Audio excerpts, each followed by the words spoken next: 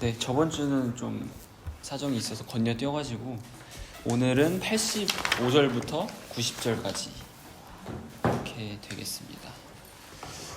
85절부터 읽고 시작을 해볼게요. 예수께서 말씀하셨다. 아담이 권력과 부를 가졌으나 하등의 가치도 없다. 만약 가치가 있었다면 그는 죽음을 맛보지 않았을 것이다.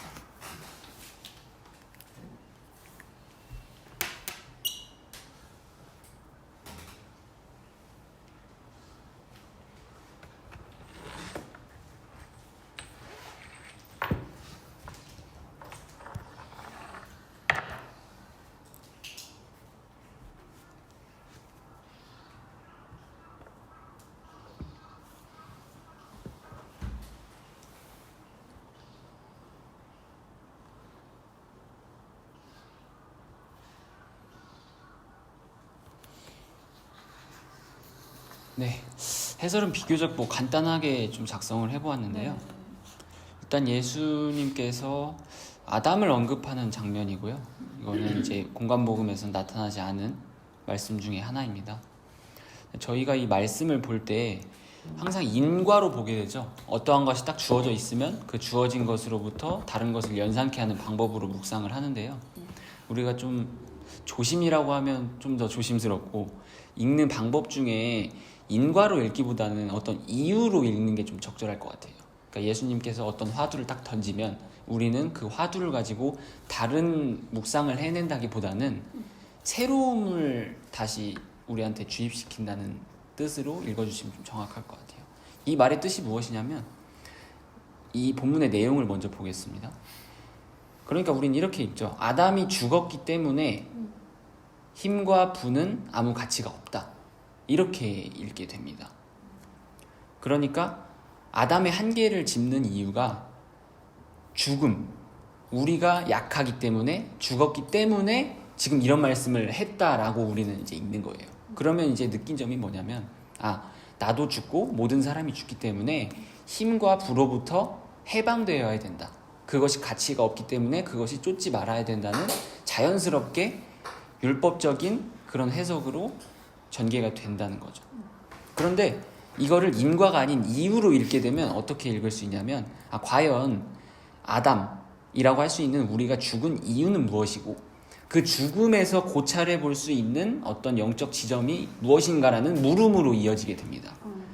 그러니까 우리는 말씀을 읽고 어떤 답을 내리는 방식이 인과의 방식이라면 이유로 읽게 되면 다시 묻는 방식으로 말씀을 읽게 된다는 거예요. 자, 그러면 내용을 다시 돌아와 보면 계속해서 예수님은 죽음을 말씀하시고 스스로 또 죽으셨어요. 자, 그러면 죽음 또한 탄생이라고 볼 수 있는 거죠. 우리에겐 죽음이 끝인데 예수님께서는 그 죽음의 이유가 그 죽음의 그 모습이 바로 탄생을 연상케 한다는 거예요. 자, 그러면은 죽음으로 인한 어떤 최초의 탄생을 아담이라고 볼 수 있고 영적인 의미로서는 어떤 새 사람이 가질 수 있는 진정한 힘과 부는 무엇인가 라는 물음으로 역으로 읽을 수 있게 된다는 거죠. 그러면은 우리는 예수의 죽음을 기억하고 하나님을 알고 하나님과 하나 되는 존재를 가리키는 것이 힘과 부지 세상에 만연한 힘과 부를 너희가 잃고 없애버리라는 의미로 이 말씀을 읽게 되면 굉장히 적절치 못한 묵상이 된다는 거죠. 그래서 우리가 이 이유로 읽었을 때 오히려 세상에 대한 의미를 버리는 것이 아니라 가치를 두게 돼요.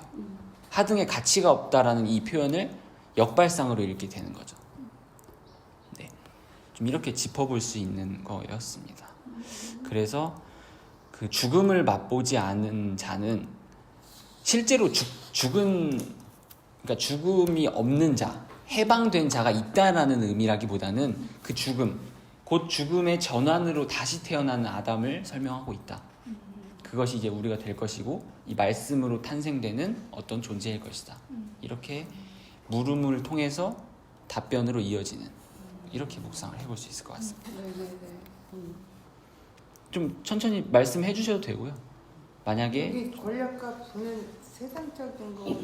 아니면 그러니까 그렇게 1차적으로 볼 수도 있지만 여기서의 권력과 부는 아담 그리고 우리가 가지고 있는 이 힘과 부가 도대체 무엇인가라는 질문으로 이어지게끔 하는 어떠한 매개체라는 거죠. 그러니까 우리는 권력과 힘을 이렇게 이미지할 수 있는 머릿속에 우리가 이미지로 갖고 있는 것을 바로 이제 드러내다 보면 그것이 왜 적절하지 못하면 그것과 지금 이 말씀을 연계해 보면 그것을 버려라밖에 안 되기 때문에 제가 이제 권력이 뭐다, 부가 뭐다라고 얘기는 이제 말씀을 못 드리는 거고요. 다만 이제 1차적으로 봤을 때 우리가 그 세상 안에서도 이 힘과 부를 너무나 축적하고 소유로 갖게 되면 그것이 이제 삶을 살 때에 굉장히 좀 사람답지 못한 그렇게 도덕적이나 윤리적으로도 그럴 수 있기 때문에 그건 이제 자유로운 이제 묵상의 지점이 되지 않을까 생각이 되네요. 지금 창한 형제님 말씀해 주신 게 좀 더 그 말씀, 그러니까 예수님이 말씀하고자 하는 진의 그 뉘앙스를 조금 더 적극적으로 보여주신 것 같아요. 네. 이게 지금 말씀하신 건 인과로 보게 되면 어쨌든 뭐 도덕적이고 율법적인 데서 어쨌든 충분히 가치 있는 그 교훈을 걷어 올릴 수도 있지만 어쨌든 주님께서는 그거보다는 한 발 더 나아가기를 원하는 거니까. 네. 예. 그러니까 오히려 이 말씀에서는 권력과 부를 버려라라기보다는 그렇죠. 오히려 죽음을 잡아낸다라고 보시는 게 더 적절할 것 같아요. 그러니까 죽음을 버려라라는 거는 죽음에서 그 생명으로 탄생할 수 있는 어떤 전환의 의미가 기회요. 담겨져 있으니까 예. 오히려 포문은 권력과 부로 열었지만 끝은 죽음을 맛보지 않는, 그러면 죽지 않는 것이란 무엇인가? 그 상태는 무엇인가라는 것을 이제 질문하게끔 하는 본문이지 않았나 싶습니다. 그러니까 오히려 죽음을 맛보지 않는 자를 지금 말을 했다는 거는 실제로 그러한 사람이 없음에도 불구하고 그러한 존재가 있다라는 것을 간접적으로 드러내는 거거든요. 그래서 뭐 본인 자신으로 생각해도 좋고 이제 예수님께서 탄생시키려는 어떤 영적인 몸으로 봐도 좋고요.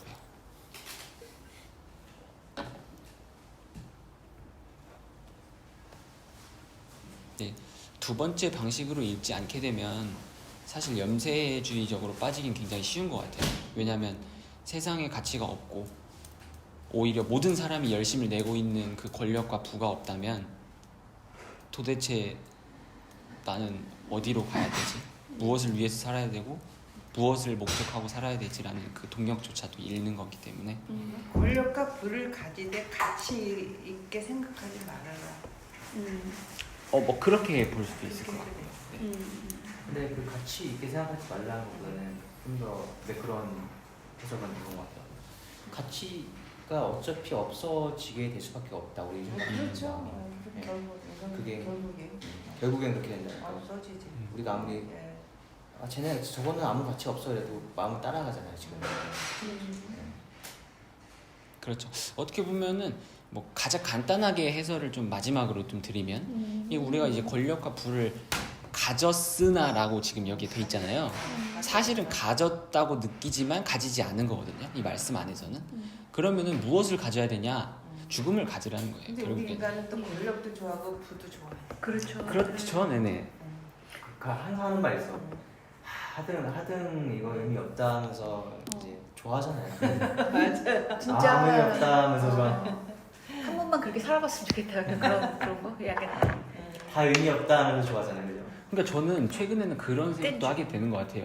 그러니까 해보는 거죠, 뭐든지. 경험을. 네, 그렇죠. 그래. 그러니까 뭐든지 해보되 뭐 경계하지도 말고 일단은 여러 가지를 경험을 해보면서. 결과적으로 별거 없어. 그러니까 그게 이제 좀 어르신들의 지혜인 것 같아요. 네. 저는 이제 대부분의 좀 오랜 연륜이 있으신 분들이 해봤더니 크게 뭐 그게 없더라. 근데 저 역시 그렇거든요. 저도 이제 어렸을 때 물론 뭐 대단한 걸 하지 않았지만 이때 해온 과정들이 다 잊혀지고 그것이 큰 의미로 다가오지 않는 것처럼 좀 자연스럽게 잊혀지는 부분이 좀 나 때는 있으니까. 나도 사업시 매직 군대 해보고 막 화려하게 살아가는데 별거 없더라. 약간 이렇게 얘기하는 것 같아. 그러니까 그런 것들이 다 저한테는 영적으로는 미담이 된다는 거예요. 이제 그래서 그렇지만 좀 해보겠어 뭐 그런 거죠. 나도 뭐 다른 걸 해보겠어. 그래서 이제 어떻게 보면은 좀 세상이 이단아 같이 다른 사람이 일반적으로 갔던 길을 가보지 않겠어. 뭐 이렇게 생각하는 것도 있고 남들이 다 해봤으니까 나도 좀 해봐야겠어 생각하는 것도 있고 뭐 말씀은 정말 무궁무진한 것 같아요. 되게 상상의 자유를 주는 차원은 것 같아, 정말. 뭐 그런 것 같아요. 그리고 거기서 하나도 버릴 게 없다는 생각이 드는 게 결국에는 그게 어떤 지금도 말씀하신 이 복된 죽음이잖아요. 복된 죽음으로의 전환점을 맛보기 위한 하나의 재료로서 많이 기능을 할 수밖에 없기 때문에 네. 경험을 하는 대로 또 경험을 하지 않는 대로 다 의미가 있는 것 같아요. 네. 그리고 사실 여기서 아담이 권력과 부가 뭐가 중요하겠어요? 최초의 인간인데 사실은 우리는 사회망 안에서 권력과 부가 사실은 의미가 있는 건데 이 아담이 권력과 부를 가졌다고 하는 거는 우리가 처해져 있는 이 현실에서 그런 것들은 사실 어쩔 수 없는 높낮이가 있다는 거고 등급이 있다는 거고 단계가 있다는 건데 지금 여기서 말하고자 하는 그 아담은 새로 죽음으로 인해서 최초로 탄생되는 새 사람을 가리키기 때문에 뭐 좀 묵상해 볼 지점이 있지 않나. 아담은 그런 의미를 지니는 것 같아요. 항상 최초지만 우리에게 없는 최초 그리고 어떤 대명사적인 의미를 갖고 있는 거죠. 네. 나를 포함해서 모든 인류의 대명사. 그래서 자주 인용이 되는 것 같아요. 우리도 아담의 길을 걷는 거예요. 네, 맞습니다. 우리가 아담인 것 같아요. 좀 짧게 하려고 했지만 굉장히 좀 길었네요. 왜냐하면 이런 짧은 본문들이 사실은 해석할 여지들이 너무 많기 때문에 좀 그런 것 같고요. 86절입니다. 예수께서 말씀하셨다. 여우도 굴이 있고 새들도 둥지가 있지만 인자는 누워 쉴 곳이 없다.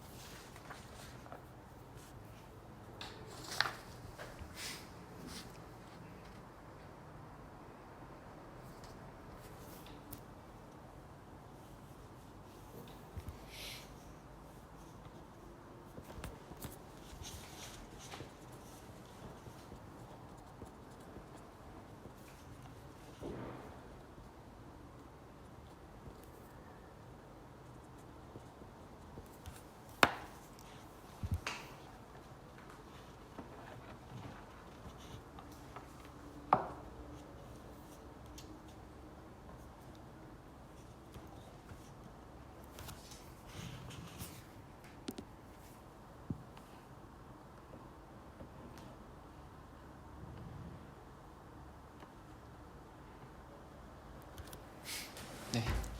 일단 86절은 굉장히 좀 유명한 구절이죠. 근데 오늘 다락방 강화 그 말씀과 좀 연동이 많이 되는 본문인 것 같아요.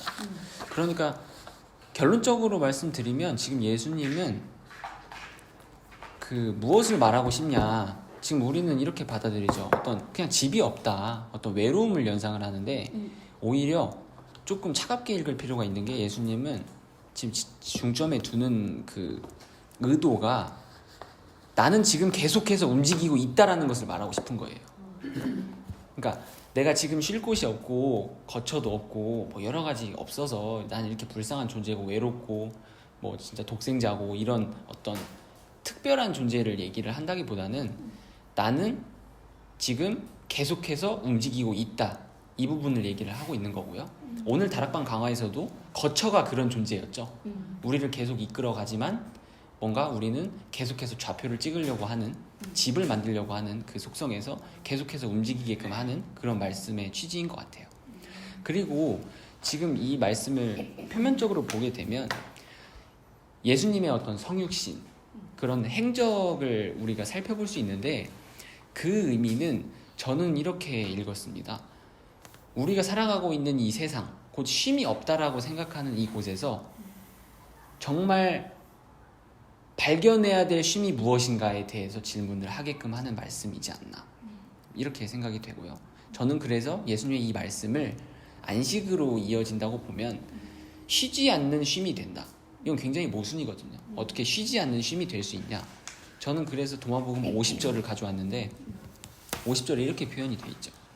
만약 그들이 당신 안에 아버지에 대한 증거가 어디 있느냐 하면 그들에게 말하되 그것은 움직임과 쉼이다. 움직임과 쉼은 어떻게 보면 공존할 수 없는 개념인데 왜 이렇게 얘기를 하냐. 내가 움직이는 이곳에서 바로 우리는 쉴 곳이 없다라는 자각이 바로 쉼이라는 거예요. 그리고 쉴 곳은 없지만 내가 처해 있는 지금 이 쉴 곳은 없지만 쉼이라는 상태는 존재한다는 것. 그러면은 그 쉼은 뭘까요? 어떤 내용이 있는 것이 아니라 지금 예수님의 말씀을 통해서 내가 무언가로 계속 움직이고 있는 것, 하나님을 바라고 이 세상에서 무언가를 바라고 85절처럼 권력과 부를 가지려고 하고 그러한 모든 우리의 순환의 작용들이 바로 쉼이 없다라는 거예요. 그럼 이때 부정적인 의미로서는 욕망으로 볼 수도 있지만 하나님을 계속 더듬어 간다라는 의미로 봤을 때는 정말 진정한 쉼의 상태는 있다라는 것이고 그것이 바로 말씀의 본질이고 내가 너희를 쉬게 한다라는 어떤 말씀의 척도가 아닌가 이런 의미를 좀 짚어봤습니다. 그래서 이제 십자가가 의미하는 죽음이 부활의 의미로 전환되는 것으로 봤을 때는 좀 같이 운동을 해볼 수 있는 의미가 아닌가. 그냥 문장의 그냥 뉘앙스로 봤을 때는 아 나도 쉬고 싶은데 쟤네도 쉴 때가 있는데 난 쉴 때가 없구나라고 이제 한탄하는 것 같잖아요. 네, 맞습니다. 그런 의미도 저는 지니고 있다고 봐요.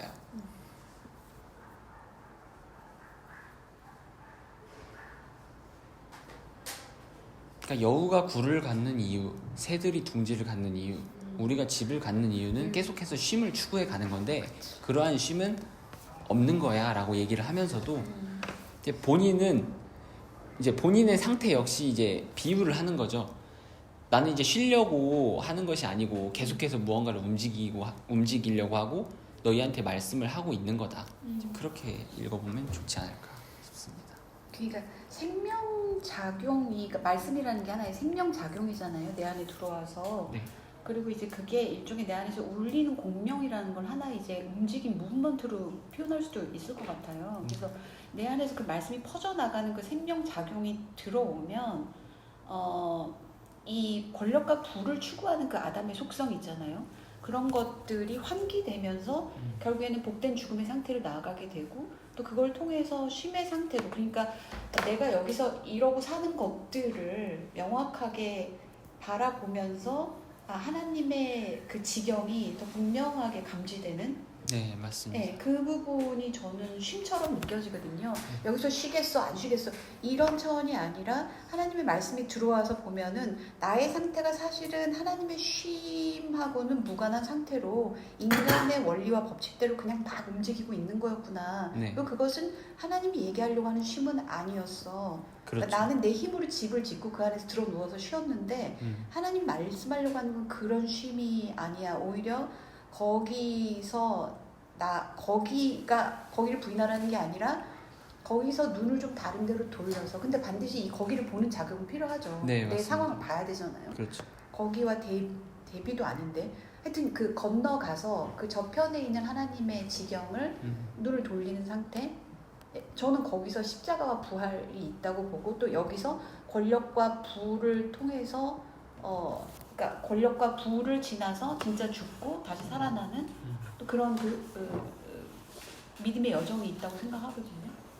말로 참 표현이 맞습니다. 안 되는데. 네. 그러니까 오늘 그 다락방 강화에서도 빌립의 질문이 딱 그거 같아요.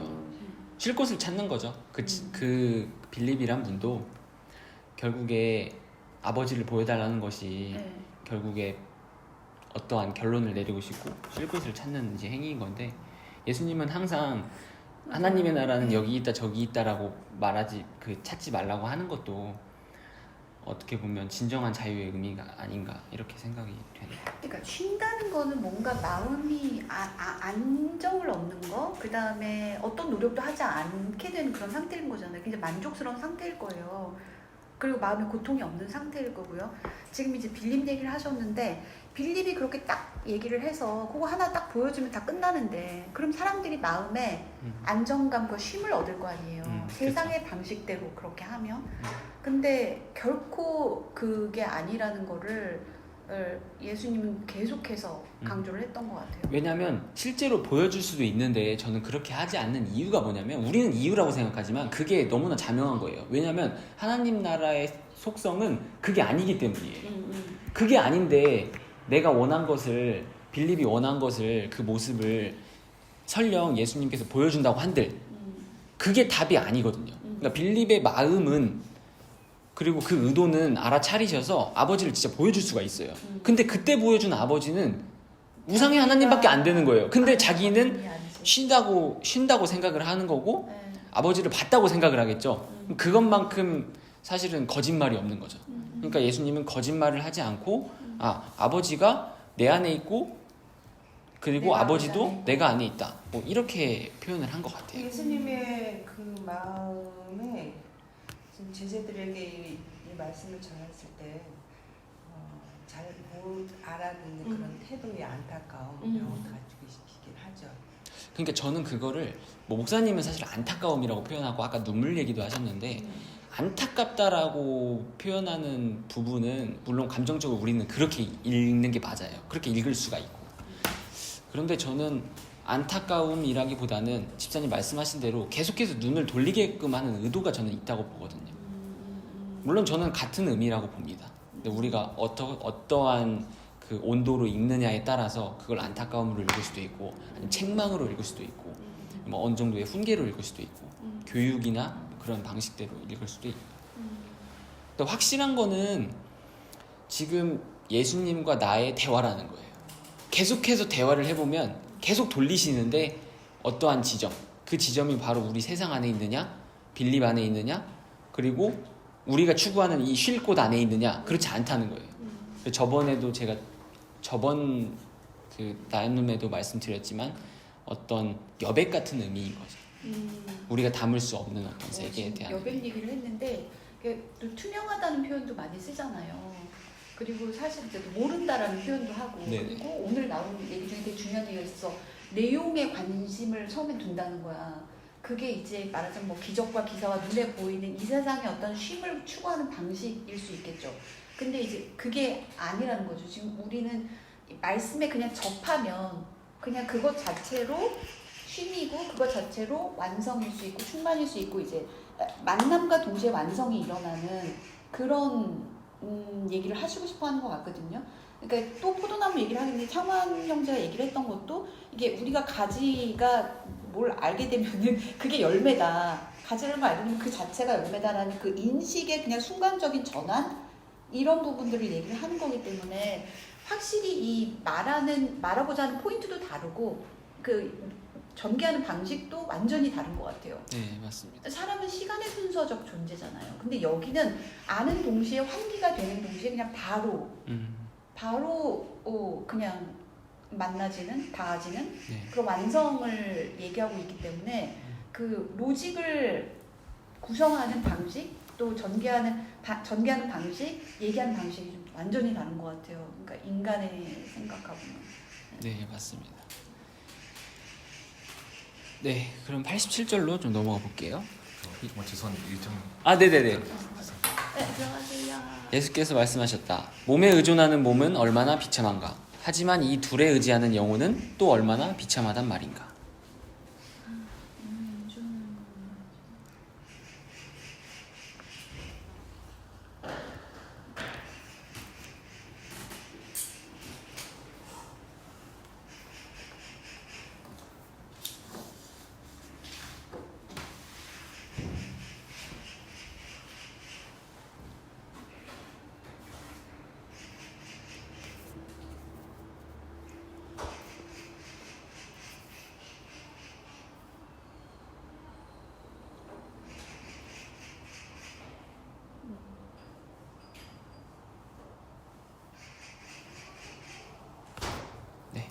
제가 묵상한 이제 내용으로 좀 말씀을 드리면 이 본문에서 몸에 의존하는 몸 과연 무엇일까라고 생각을 해봤을 때 저는 이제 그렇게 읽어볼 수 있을 것 같아요.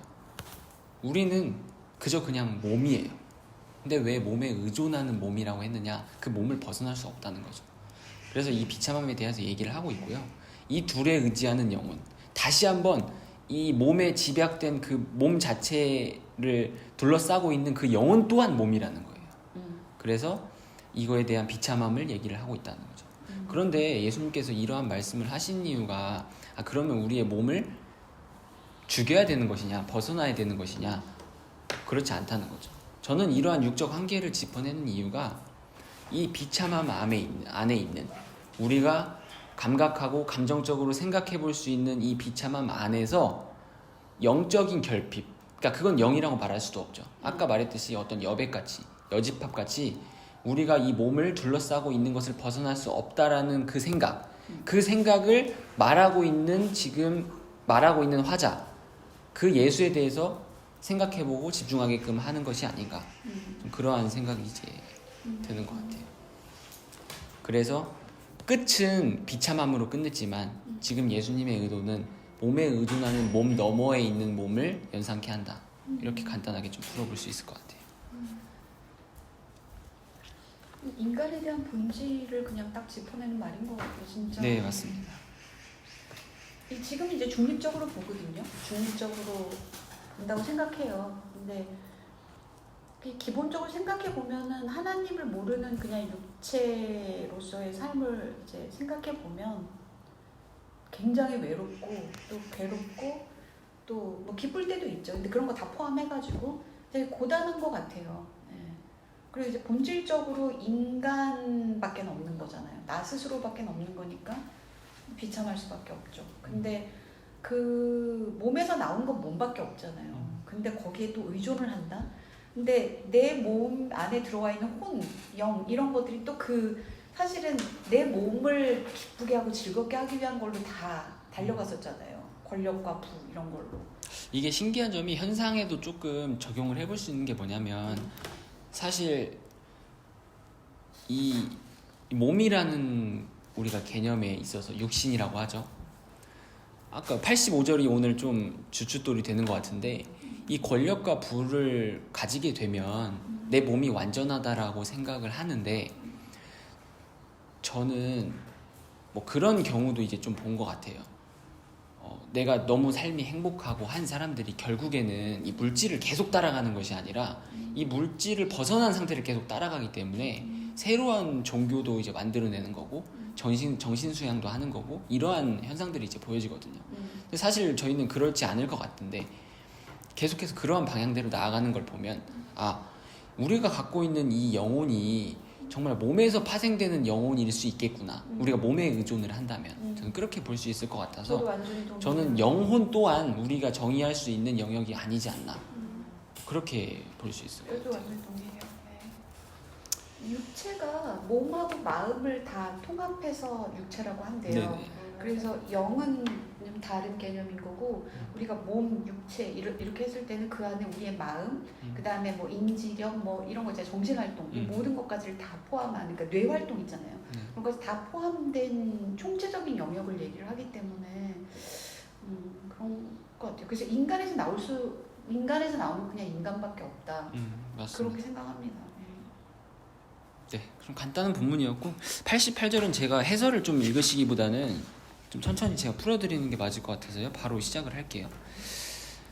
예수께서 말씀하셨다. 사자들과 선지자들이 와서 원래 너희의 것을 돌려주었다. 그러면 너희는 너희가 가진 것을 그들에게 주며 스스로 묻는다. 언제 그들이 와서 그들의 것을 가져가겠느냐라고 말이다. 사실 저는 이 말씀을 지금 여러 번 보는데도 제가 묵상의 시간도 굉장히 길고 여러 번 해설을 하는데도 굉장히 어렵고 힘든데요. 좀 간단히 좀 묵상을 해본 부분을 네네 맞습니다. 좀 나눠 볼게요. 띠 같아. 메비우스의 띠. 네네 한번 좀 제가 풀어볼게요. 일단 저는 이것을 관계적인 측면 거기서도 조금 더 들어가 보면 거래관계의 측면으로 한번 읽어볼게요. 우리는 준다라고 하면 받는 사람이 있고 또 준다라고 하면 주는 그 내용물이 있기 때문에 돌려준다라는 개념을 이렇게 갖고 있죠. 그러니까 계속 해서 그 흘러가는 그 원의 개념을 보면 되겠습니다. 근데 제가 묵상한 예수는 우리가 모르는 것, 우리에게 없는 것을 주는 존재라고 저는 묵상을 해왔어요. 그러니까 우리가 가지고 있을 수 있는 것, 우리가 우리 힘으로 충분히 노력해서 얻을 수 있는 것을 주는 분이 아니라 우리가 모르는 또는 우리에게 없는 것을 주려 한다. 그러니까 이 묵상이 굉장히 전 중요한 지점이 뭐냐고 보면은 그 다음에 이어지는 문장이죠. 모르고 없기 때문에 우리는 다시 줄 수도 돌려줄 수도 없는 존재라는 거예요. 근데 왜 계속 이렇게 말하느냐. 원래 너희의 것에 대한 묵상이 다음 장에 이어집니다. 원래 너희의 것을 돌려주었다. 우리에게 없는 것인데 어떻게 돌려주죠? 이 부분이 굉장히 중요한 묵상의 지점이에요. 그러니까 원래 내 것은 본래 나의 발견이라고 볼 수 있고 또 원래 너희의 것은 뭐냐면 지금 내 것은 아니지만 가져와야 할 것. 지금 내게 없다라는 자각 그 위에 실제로 무언가 존재한다는 것. 그 희미한 지점인 것 같아요. 그래서 저는 이것을 해설을 어떻게 했냐면 가난한 자가 복이 있다라는 어떤 소유의 존재, 소유의 본질과 거래 관계의 의미를 이렇게 짚어봤습니다. 그래서 스스로 묻는 이가 다음에 등장을 하거든요. 왜 스스로 물을까? 언제 그들이 와서 그들의 것을 가져가겠느냐? 이 그들은 무엇일까요? 나 안에 살아 숨쉬고 있는 제3자인 거죠.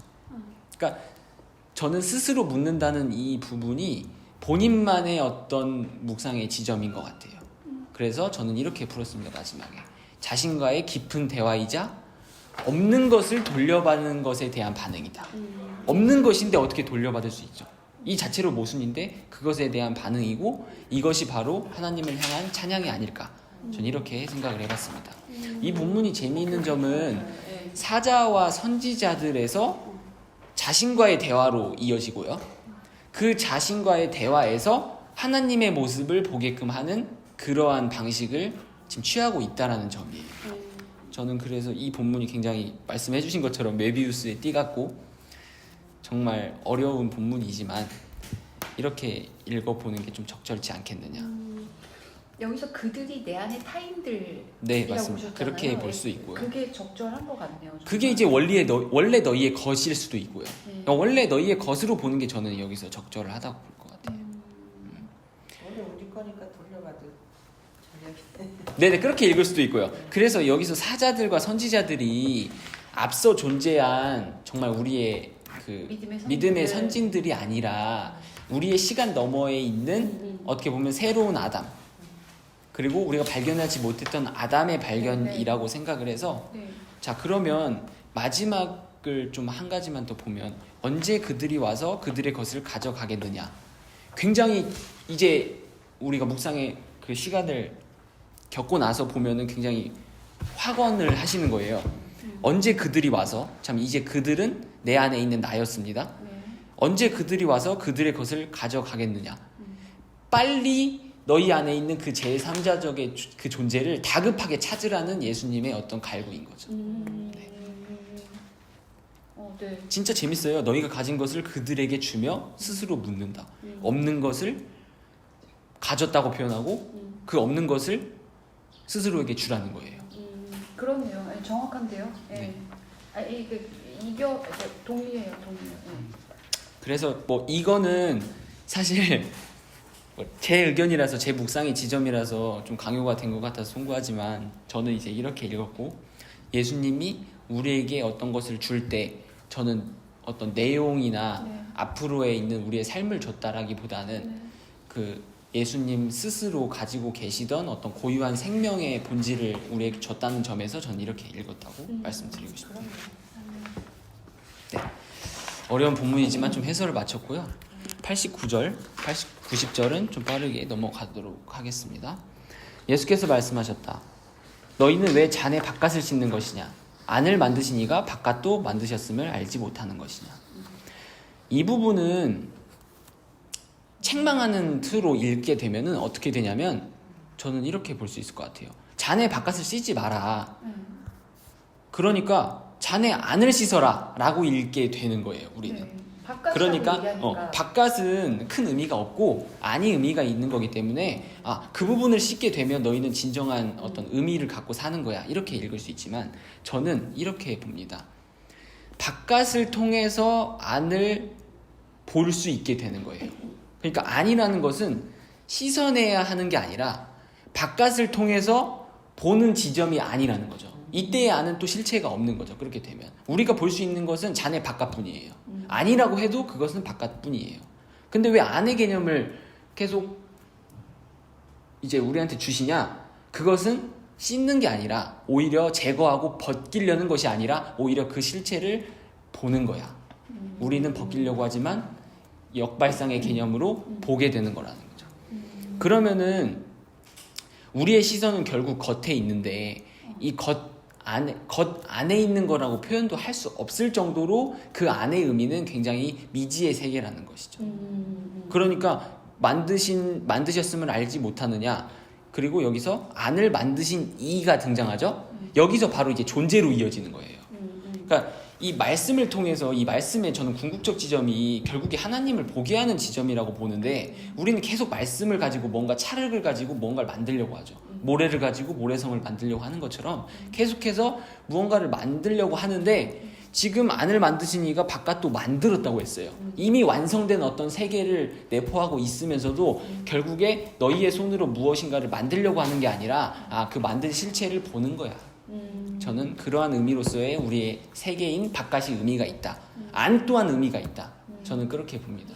그러니까 근데 이게 정말 정확하게 우리가 복음을 배워가는 과정을 담고 있는 것 같아요. 우리가 사는 건 우리 현상밖에 없지만 그 현상의 말씀이 와서 어쨌든 안을 만드신 이에 주목을 하게 만들잖아요. 네. 안을 만드신 이를 주목하게 만든다. 그런데 우리가 볼 수는 없거든요. 네, 볼 수도 없고 만질 수도 없고 그렇잖아요. 바깥은 굉장히 실체적이죠. 네. 그러니까 이 문자를 보면은 바깥을 씻으니까 안이 있구나라고 해서 안을 자꾸 보려고 하는 네, 맞습니다. 어떤 그 노력으로 또 갈 거라고요. 근데 사실은 하면 할수록 안이 하나님 말하는 그 안이 아닌 거잖아요. 그러니까 하나님 입장에서는 최선을 다해서 얘기를 하는 것 같아요. 그러니까 너가 닿을 수 없고 네가 만질 수, 네가 갈 수 없는 그렇죠. 그 안의 세계가 있다라는 그 존재를 자기 나름대로 정말 최선을 다해서 얘기를 하려고 하는 것 같아요. 맞습니다. 근데 너무 힘든 부분이죠, 사실은. 그렇죠. 네. 이게 마지막으로 딱 간단하게 요약을 드리면 이게 예수님은 바깥을 씻지 마라. 저희는 어떻게 받아들이냐면 네, 안을 씻을게요. 이렇게 갑니다. 근데 그게 아니라 나도 그렇게 보여요. 바깥을 씻지 마라고 얘기하는 것이 씻어야 돼. 안도 씻지 마라고 하는 거예요, 결국에. 그래요? 이해하셨죠? 왜냐면 밖을 씻지 말라고 하는 것이 결국에는 안으로 가잖아. 근데 그건 인간의 이분법적인 생각 속에서 바깥과 안 이거잖아. 그러니까 안을 씻는다고 해도 결국은 하나님 입장에서 보면은 밖을 씻고 맨날 똑같은 거나 하고 있는 거랑 마찬가지라는 거지. 그런데 안은 있다라는 거죠. 그 그런데 안은 안이 이제 있다. 너희가 이제 정의 내릴 수 없는 세계이다. 이렇게 볼 수 있을 것 맞아요. 같아요. 네, 그럼 90절 읽겠습니다. 예수께서 말씀하셨다. 내게로 오라. 내 멍에는 편하고 내 짐은 가볍다. 너희는 쉼을 발견할 것이다. 되게 네. 좋아하는 말이에요. 이게 사실은 오늘 이어지는 그 86절하고 그 뉘앙스만 다르지 저는 거의 똑같다고 보거든요. 네. 진짜 모순적이에요. 표면적으로 읽으면 본인도 쉴 곳이 없으면서 쉴 곳에 오라는 것 자체가 좀 말이 안 된다고 보는데 저는 이제 이렇게 묵상을 했습니다. 우리에게는 솔직히 멍에가 불편하죠. 이 멍에라는 거는 이제 소가 지는 짐이죠. 멍에는 불편하고 그 짐은 무거워요. 그런데 그게 아니라고 말씀하시는 분이 있다고 해서 그 짐이 덜어질까요? 그렇지 아니죠. 않다는 거죠. 전혀 아니더라고요. 그런데 예수님이 말씀하시고자 하는 건 뭐냐면 그 짐을 덜어내고 그 멍에를 가볍게 여기라는 게 아니라 그것이 원래 없다라는 것을 얘기하고 싶은 거예요. 그러니까 어떠한 단계가 있어서 그것을 털어내. 나한테 오면 그게 가벼워질 거야 라가 아니라 그게 없었어. 말씀 차원에서는 그게 없었어. 그것에 지배받도록 너희들을 두지 않을 거야 라는 사랑의 메시지고요. 그래서 저는 이렇게 마지막으로 풀었습니다. 우리가 말씀 차원에서는 이 존재가 처음 태어난 아담이었어요. 그 처음 태어난 아담에게는 권력도 없고 부도 없고 짐도 없고 어떤 무겁고 가벼운 것도 없어요.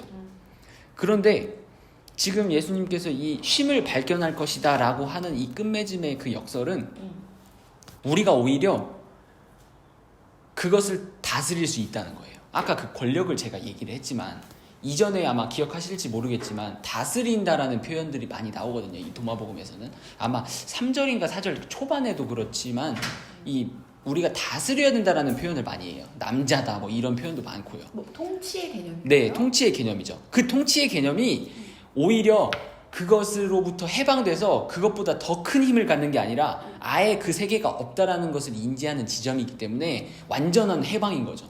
그때의 해방은 우리가 원래 갖고 있었지만 짐을 갖고 있었지만 그 짐을 더는 것이 아니라 그 짐이 원래부터 없었다는 것을 얘기를 하고 싶기 때문에 이것을 말씀을 한 것이고요. 이때 내게로 오라는 어떤 물리적인 공간 그리고 몸이라는 어떤 실체라기보다는 우리가 인지할 수도 없는 세계인 것이다.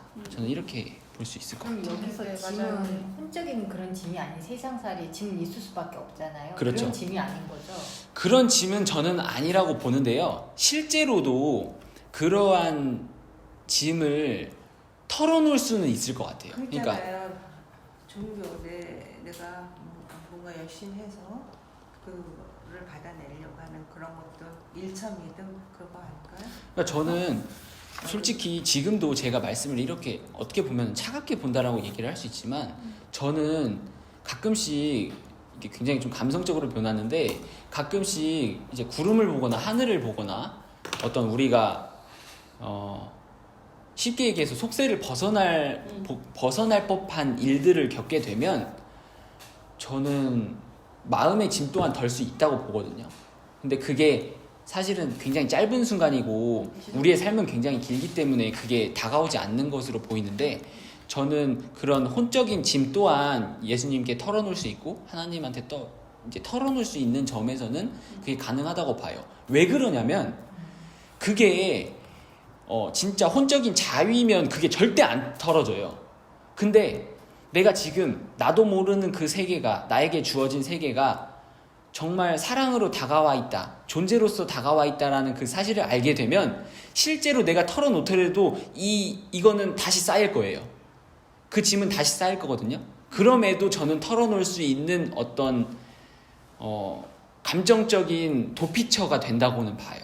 도피처 개념이 있죠. 도피성이라는 게 있잖아요. 근데 일반 교회도 그렇잖아요. 뭐 기도회 때 다 주야 하면서 네. 다 털어놓잖아. 네네. 근데 또 쌓이잖아. 그거랑 같은 건가요? 그렇게 쌓이는 거는 저는 그때 이제 쌓임은 정말 털어놓은 그 감정으로 봤을 때 사랑의 쌓임이라기보다는 욕망의 쌓임으로 보는 게 적절하죠. 그 부분에 있어서는 좀 타협이 없는 것 같고. 저는 여기서 이 멍에나 짐을 그러니까 십자가로 봤던 적이 있거든요. 십자가.